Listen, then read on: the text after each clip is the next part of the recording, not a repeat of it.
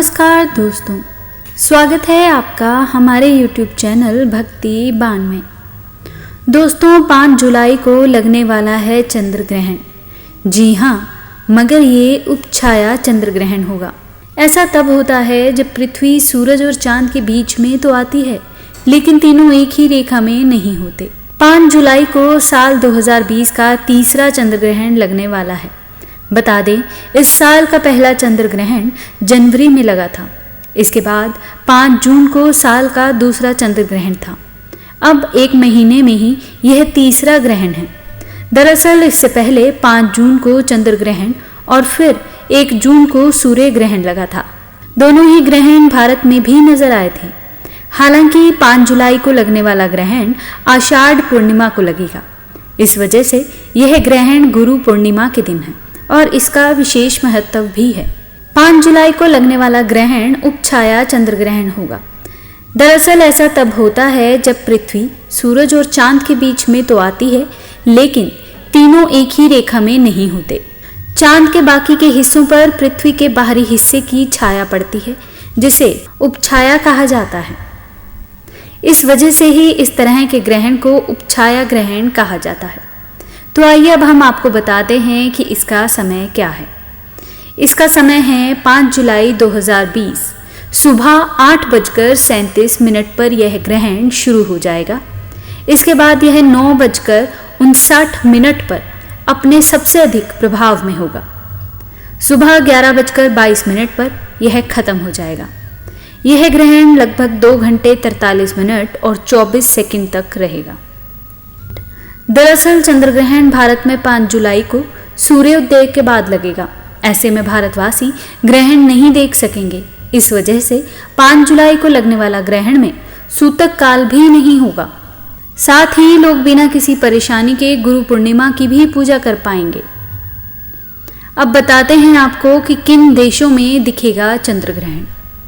5 जुलाई को लगने वाला ग्रहण अमेरिका, ऑस्ट्रेलिया, पैसिफिक और अंटार्कटिका में दिखेगा।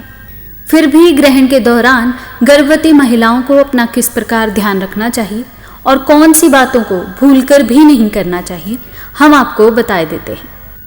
जिन भी देशों में ग्रहण लगेगा, वहां गर्भवती महिलाओं को कुछ विशेष तैयारियां करनी है और कुछ विशेष प्रकार की सावधानियां रखनी है। गर्भवती महिलाओं को ग्रहण के समय अन्न, जल या फल ग्रहण नहीं करना चाहिए। ग्रहण में भोजन करना और जल पीना वर्जित माना गया है। ग्रहण काल में गर्भवती महिलाओं को नुकीली वस्तुएं जैसे कैंची, सुई या चाकू का इस्तेमाल नहीं करना चाहिए। चंद्र ग्रहण के समय महिलाओं को ध्यान भगवान की ओर लगाना चाहिए और वैदिक मंत्रों का उच्चारण करना चाहिए। ग्रहण खत्म होने के बाद ही स्नान करें। ग्रहण काल में स्नान करना वर्जित है। आपका चंद्रमा कमजोर है तो आप ग्रहण काल में ओम चंद्राय नमः मंत्र का जाप कर सकती हैं। ग्रहण के समय भगवान की मूर्तियों को स्पर्श ना करें। ग्रहण खत्म होने पर स्वयं स्नान करने के बाद मूर्तियों को भी गंगा जल से स्नान करने के पश्चात पूजा कर सकती हैं। चंद्र ग्रहण खत्म होने पर घर में गंगा जल का छिड़काव करें, जिससे नकारात्मकता दूर हो जाएगी। ग्रहण समाप्ति के बाद गर्भवती महिलाओं को तुलसी का पत्ता गंगा जल के साथ ग्रहण करना चाहिए। धार्मिक मान्यताओं के अनुसार ग्रहण के समय चंद्रमा को ना देखें, ना ही चंद्रमा की रोशनी खुद पर पड़ने दें। गर्भवती महिलाओं के चंद्रमा को देखने से बच्चे पर बुरा प्रभाव पड़ता है। गर्भावस्था में ग्रहण काल के दौरान कपड़ों की सिलाई भी वर्जित माना गया है। चंद्र ग्रहण के समय नकारात्मकता को दूर करने के लिए गर्भवती महिलाओं को अपने पास एक नारियल रखना चाहिए, जिससे उनके घर में पल रहे शिशु पर ग्रहण की बुरी छाया नहीं पड़ती। पल्लू को गेरू के रंग से रंगे।